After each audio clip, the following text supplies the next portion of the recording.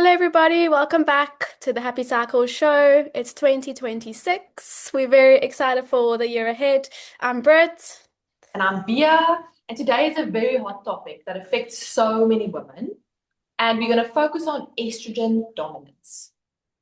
I've been so excited to talk about this topic, honestly, because it is a hot topic, as you said. I think we're going to break it down so nicely in this episode. In a bit, I think you'll take us through what we're going to actually cover. But before we get into that, as always, I think we should do a little cycle check-in. So, Bia, where are you in your cycle and how are you feeling? What's happening? I am on a, I'm in day 25, so luteal phase, which makes that answer very fitting. Yeah. But I'm still feeling high energy. I did a few great changes in the last few weeks, like really reducing my sugar and getting back into a really healthy space. And I can feel that my mood is good. I'm not really experiencing any PMS type of symptoms, which is awesome.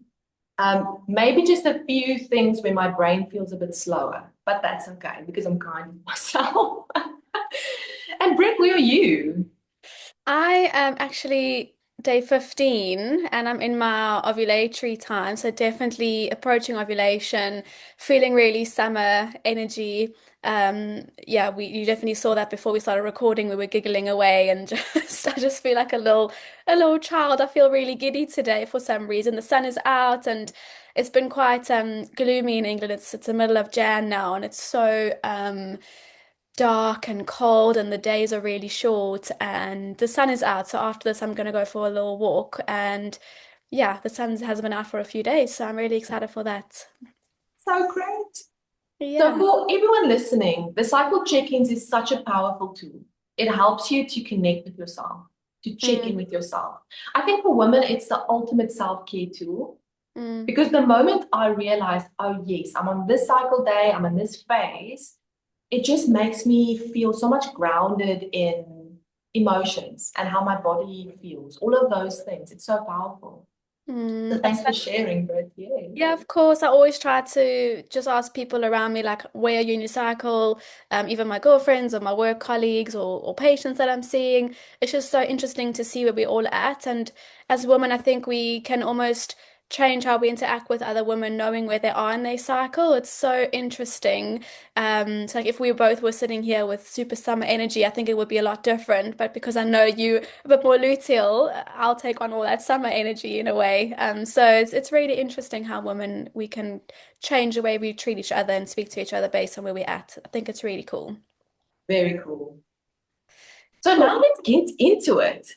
Okay, Yeah. so in this session, we're going to really go deep into estrogen. So we're going to learn about what is estrogen dominance, how that shows up as symptoms, and then I want all of you to walk away with really practical tools that you can support your body with to really start balancing out this estrogen progesterone, which is so powerful. So, Britt, will you kick us off? What is estrogen and why does it become dominant? So we discussed kind of separating estrogen dominance into two different categories, and I'll get into that. But I'll first just talk about estrogen and what it is. It's our female hormone, although men do have estrogen.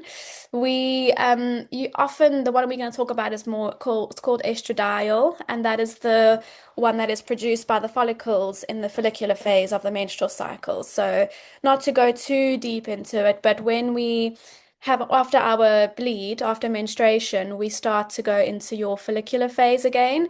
And in that phase, it's when the brain is telling the follicles in the ovaries to grow and to mature, to try and reach maturity for one of those eggs to reach maturity for ovulation. So during that process, it's the actual follicles in the ovary themselves that's what's producing that estradiol. And once we kind of have these two high points of estrogen in the cycle, which is just before ovulation, and then sort of mid luteal phase, it starts to peak again and then it drops off again. So it's this, a lot of women, I was chatting to somebody, I can't remember who it was, about she just felt like super low after ovulation. And I kind of described to her that's probably that dip in estrogen. And then she says often she feels that dip and then she starts to feel the energy rising again. And I showed her the chart and she's like, that's exactly how I feel. It's so interesting. So it is a sex hormone, but that's what people know it as, but it has other functions in the body. It also is really important for brain health, for bone health, for musculoskeletal things. It helps with metabolism, skin, sleep, mood. There's a lot of things that estrogen does. If she's kind of like the party girl, and maybe you'll have a different analogy, but she's really fun and outgoing and confident. So I feel really like that energy because I'm definitely on pre-ovulation and that's when it's peaking. But if it's too much, it can become too overwhelming. I think that's what you're going to talk about in terms of what happens with estrogen dominance. So that is estrogen itself. Did you want to add anything about it? I love your explanation. It makes so much sense. And that she's the party girl. Yeah.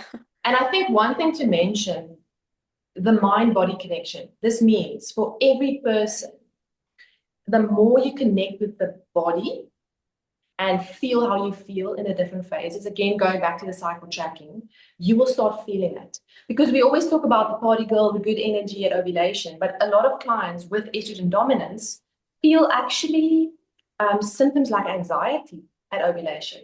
That can be a sign that the estrogen is just too high.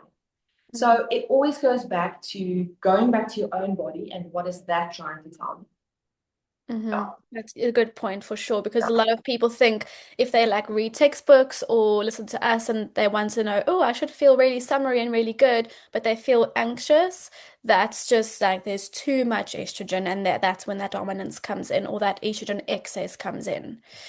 So I'll yeah. talk a bit about estrogen dominance now. Um, it's quite a big term in our world, in our space. It's not a medical term though, so just to clarify from the beginning, people will throw this word out. It doesn't really mean that, yeah, I'll talk about it now, but basically estrogen and progesterone have a really beautiful ratio that they should be in sync and they should be a bit of a good balance between the two.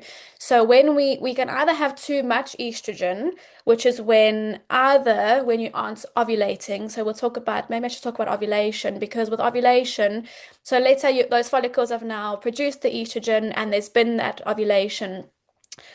When we do ovulate, that's when we produce progesterone. So we're going to bring in the second hormone that's, I think it's actually the most important hormone in the menstrual cycle. But progesterone lays really low in the first half, and then after ovulation, it rises really quickly and it should stay high for that luteal phase. So if we don't ovulate, that means we are not actually producing progesterone.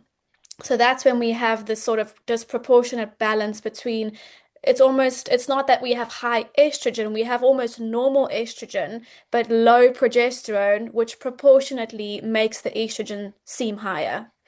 And then, so that's the first way that we can have this estrogen dominance. Second way is because of excess estrogen. So you might be ovulating and then you still have the rise of progesterone, but if you have an overload of estrogen, then I'm saying estrogen and estrogen. I said this was going to happen. So please just bear with me. Whatever comes out of my mouth, it just is what it is. Estrogen, whatever you call it. But what was I saying? So if you have too much of this hormone of estrogen and you have normal progesterone, again, it's going to seesaw the other way. And then you have an overload, and again, you might have normal progesterone, but in proportion, excess estrogen. So it's those two differences. Anything else you wanted to add? I think we spoke about maybe perimenopause and teenage years. I think that's helpful.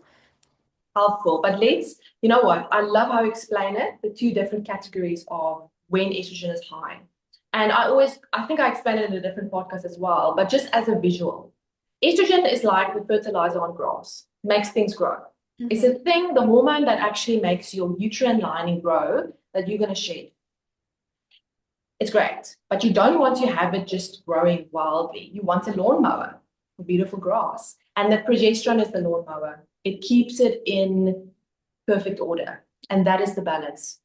So that's the first analogy that fits with number one, where estrogen and progesterone needs to be in balance. when you ovulate. And the second one is when the fertilizer is just going wild and you just add more estrogen to that. The lawnmower is there, but you're just adding and adding and adding. So I think that's very nice visuals to understand that analogy. And then on the perimenopause and teenage years, you are naturally more in estrogen dominant states. Because of this first point, you're not ovulating. In the beginning, it takes long for your body to actually get the hormones balanced so that you can ovulate and make progesterone. And in perimenopause, you slowly stop ovulating and making these beautiful eggs, again, making you naturally more in an estrogen dominant state. I think that's a very nice visual. What do you think, Brett? Definitely. That's one thing that I didn't mention is that estrogen literally causes the womb lining to grow, as you mentioned. So you've got the follicles that are causing the estrogen, and that triggers the womb lining to grow.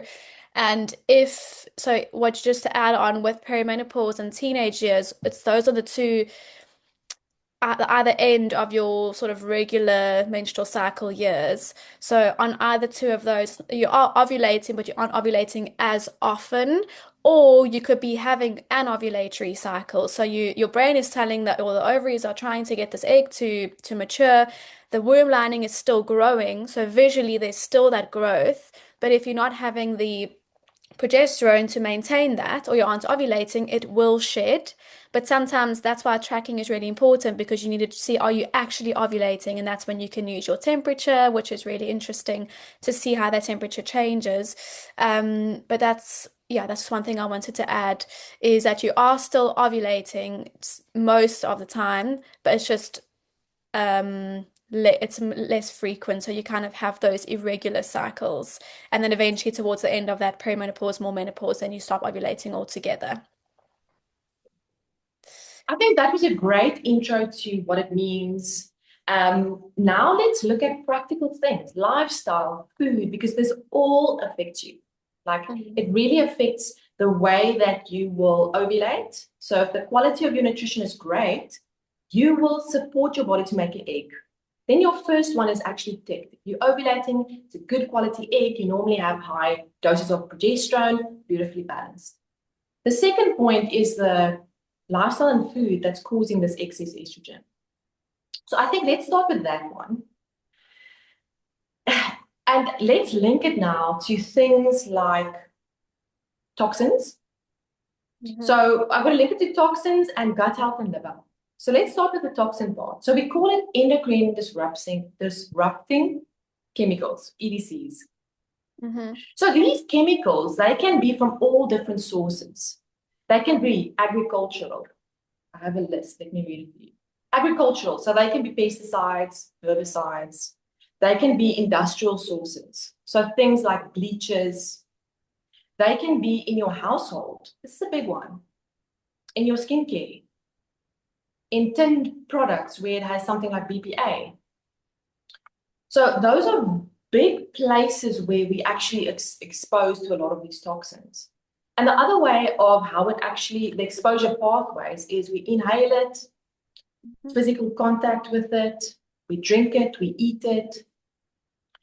These toxins look very similar to the structure of an estrogen. And they're actually attached to receptor cells in the body, and that's not good at all. So they sometimes increase estrogen in that way because they literally just attach to it and they increase it. The other way that they're disrupting your hormones, and that's the next part of it, they're disrupting your liver detox. So now that your liver is overloaded with these toxins, it has to break down these toxins and it's not prioritizing, actually metabolizing estrogen. So now you have more circulating estrogen in the bloodstream because the body has overloaded the liver with all of these extra toxins it first needs to get rid of. So those are two definitely big links to it. And then the last part, now you've metabolized this estrogen. Now it needs to get to the gut and it has to be removed. And if you're not removing it via the gut daily, you have to have at least one bowel movement a day. Otherwise, you're actually constipated. Mhm. So then this estrogen that sits in the gut, it's actually beautiful. It's catched by these little bacteria called the estrogen. They catch estrogen and they hold them to be removed. But if you're not removing it, they release it again. And that's another way that there's more circulating estrogen in the bloodstream. And Mm. those are big lifestyle causes that's contributing to more estrogen in the bloodstream. Did I miss anything, Brits? So no, I really think that you covered everything really, really well in that explanation. I think the main thing we just want to get across is that all these different pathways, and I think I also want to say that metabolism, to people who don't understand, that means breaking down, right? Am I correct? Yeah. So when you're saying estrogen metabolism, that's when you're breaking down estrogen. So I think the main thing we just want to get across is that you have all these extra endocrine disrupting chemicals, also known as EDCs, and they are everywhere. If you get really into it, it starts to make you really fearful, and it's just part of this toxic world that we live in. We can't get away from it. We absolutely will never be able to get away from it fully. We just have to do the best that we can to try and minimize what's coming in, as you mentioned, through the breathing, through the skin, through the digestion, all of that. We have to try and minimize that and then also try and metabolize and get rid of it as quick as possible. Um, through the liver, through the gut, even through things like sweating. So I think it also becomes more lifestyle stuff that we need to also chat about because we're not living the best lifestyles nowadays and we aren't, yeah, we're not getting rid of the excess estrogen.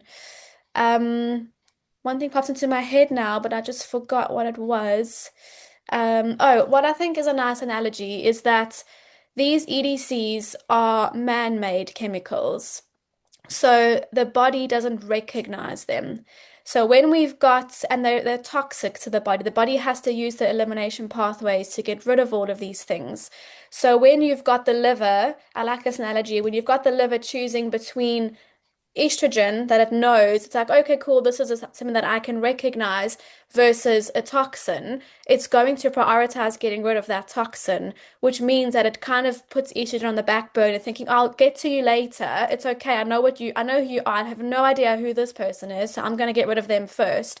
And that's when you have that. So if you're overloaded with toxicity, you're going to only be detoxing toxins and metabolizing toxins and not getting rid of your actual estrogen. Yeah, that's what I wanted to add. That's perfect. It's exactly that. And Yeah. now the topic on the liver. So the liver is like the engine of the car. Mm-hmm. So it needs fuel. It needs fuel to do that elimination of let's get rid of you and break down and break down all these toxins. And the liver needs clean fuel. And that is where nutrition is so important. So I have three foods that's so good for the liver. Okay. The first one that I chose for today is any veggie in the cruciferous family. So this can be cabbage, broccoli, Brussels sprouts. They have a compound called DIM. DIM is like the best lubricant for this engine. It speeds up and it makes sure the metabolism or the breaking down process goes smoothly. It's so amazing. So you can just include some of these beautiful cruciferous veggies for the liver. The second one I love is flax seeds. So flax seeds has actually two benefits. The first one, it supports the liver and the gut. Okay, actually the first one as well because it has fiber. It helps clean the gut as well. But it's also like it also helps with that metabolism of estrogen in the liver. It's a powerful little seed. One tip on flax seeds, buy them whole and then you grind them up. Don't want to buy the ground ones because otherwise they can oxidize. So they break up and they're not as effective. Right. The Mm-hmm. last one that I chose for today is anything in the fermented food category. Sauerkraut or kimchi. It's such a powerhouse of good bacteria. So now that you supported the liver and the gut with those nutrients of the broccoli and the flax seeds, now the good bacteria in sauerkraut will help remove the bacteria via the gut every single day. Love it. Mm-hmm. Super simple. And you I can love start with that. it this week already. Exactly. That's what's so nice about all these practical things is that you can start today, really. Exactly. Amazing.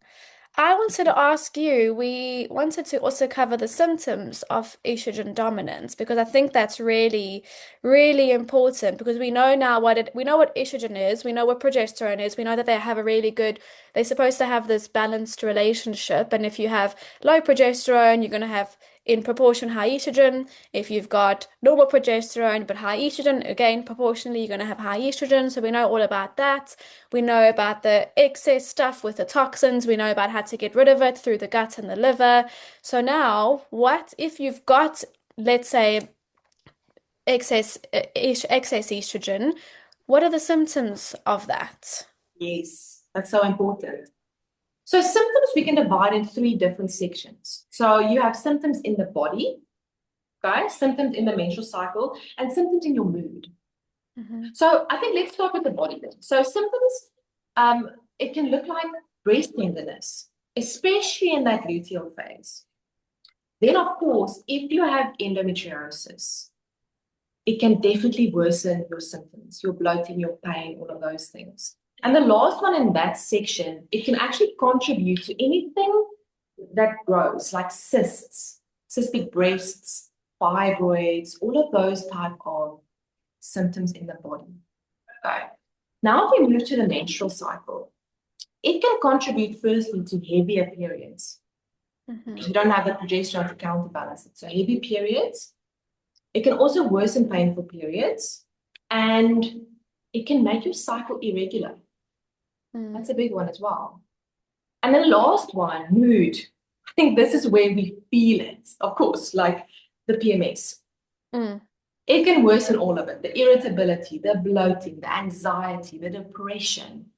Mm. So that is, yes, how it really shows up in different parts, body, menstrual cycle, mood.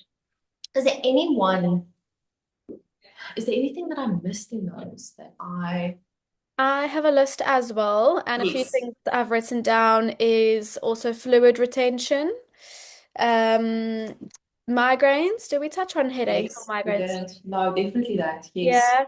And then also like heavy, like really, as you mentioned, heavy bleeding and almost like that flooding that this just does not feel like people think that they're dying sometimes because of how heavy their bleeds are. Weight gain is a really big one. And I was doing some research into estrogen and estrogen dominance, and it's often around the hips and the thighs. So really interesting if you look at hormones in general, there's these kind of patterns that people or these body shapes from a physical perspective where people like the estrogen is like I said the hips and the thighs. I know cortisol is more the abdominal part. So there's these different body shapes that people can start to have when it's really gone on for too long. I So love that. That's so interesting. I know it was such Yo, an I interesting love that. thing. Yeah, because estrogen gives us the curves, but we don't want it to be over the top. Again, that's estrogen Unbalanced. excess. Yeah. Exactly. I love that, Britt. You know what I actually want to maybe end this session with how quickly your body will respond if you make these changes. Can I share a story of a client? I just spoke to her before the podcast now. Yes. So she phoned me and said she had really heavy bleeding this month, and it's not really natural for her. And we quickly just ran over her month. So yes, a bit more stress, a bit more sugar, a bit more alcohol. Again, alcohol links to the liver. And if it's overburdened, it's again really getting rid of those the alcohol. Um, she also didn't eat enough fiber, so she could feel her digestion wasn't working as normally. And it quickly showed up in this cycle. And I think with your clients as well, when we start putting these simple things in supporting the organs, normally the next cycle you can already feel a difference in the mood, in the body, in the menstrual cycle. It's fascinating how quickly It's the body responds. Yeah, it's crazy how quickly it changes and how quickly it changes back. And I always find over Christmas time, that December period, people are letting loose, their routines fall off like out the way, and they're just eating more sugar, drinking more alcohol, and it's okay. You just need to be aware of these things and try maybe try and have the veggies still over that time. I'm thinking back to my Christmas time. I don't know if I did that.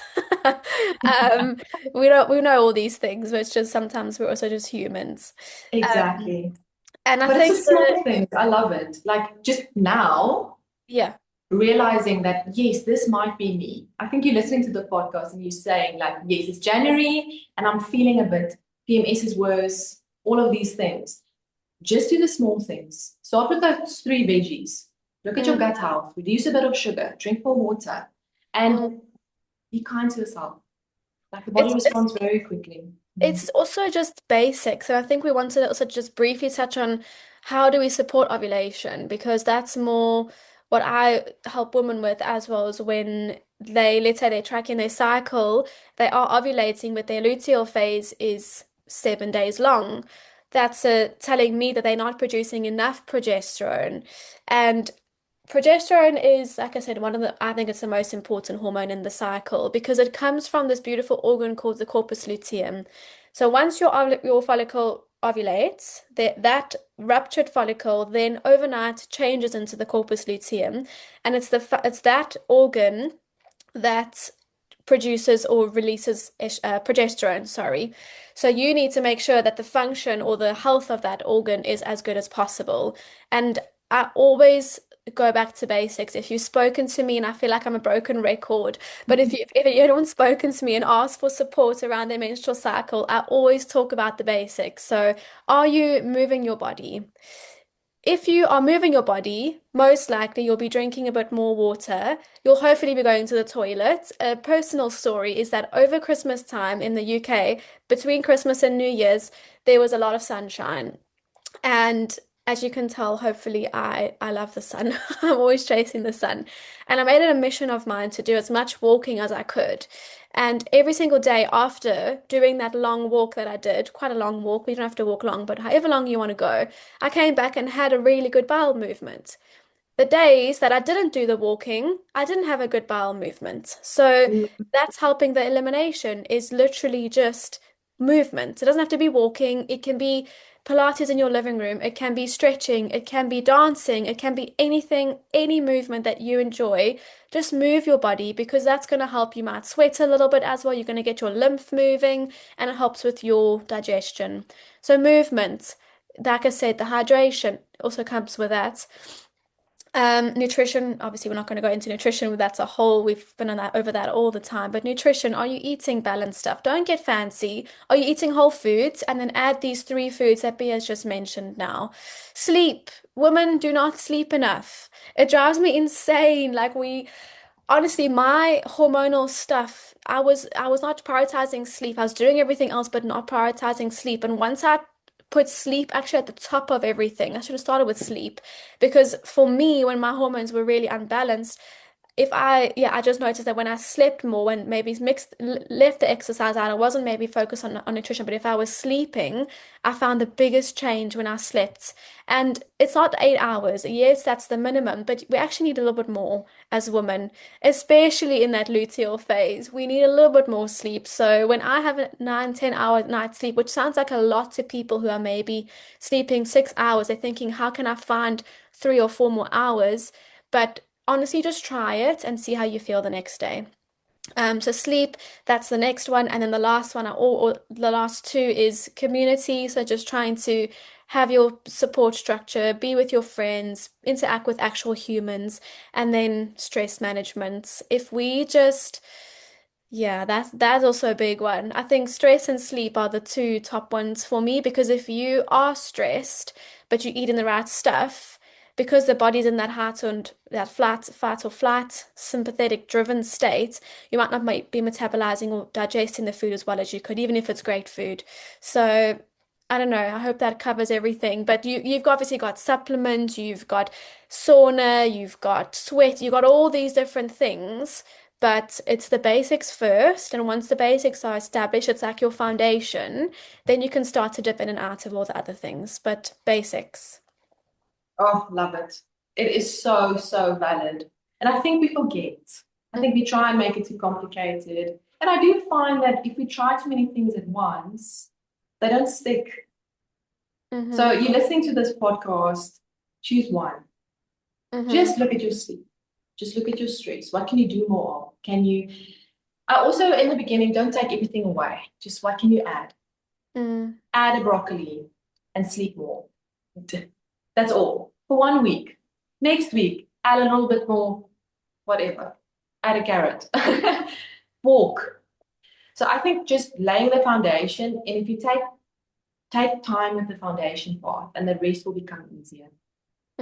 Honestly, I've seen it Honestly, time and time again in my me personal too. journey, in people that I speak to that have not worked with me, but just they've been through their own journey. When we spoke about our journeys, we did the same stuff, just in different ways, and it just depends on, whatever you feel is going to be the easiest thing to start with. So that's a really good point as well, because we also don't want people to feel like they have to change their whole, lives overnight. And one thing just with the personal care products, like it doesn't mean you have to go change all of your makeup and your deodorant and everything to more natural stuff. Like just do one thing at a time. So when your deodorant runs out, just try replace it with a more natural version. That's just one example. But don't feel overwhelmed. We don't want that to be the takeaways. Just choose one area that we spoke about and just do that one thing. Whatever's going to be the easiest thing, the lowest hanging fruit, do that. You'll start to get more energy, hopefully, and start to feel more motivated. And hopefully, as you say, start to feel those changes. And then you can start to add the next layer. So this is we sitting here saying all these things like it's so easy because it's taken us a long time to get here. We haven't done this stuff all overnight. It's definitely a long-term thing that we've both walked a really, really long road to get here. So please just take it one day at a time. Thank you, everyone. I think this was we love doing this episode together. If there's any questions, pop it in the comment box below. We would love to assist you. And we're looking forward to doing this journey with you in 2026. Yes. So stay in sync. Stay in sync. Bye. Bye.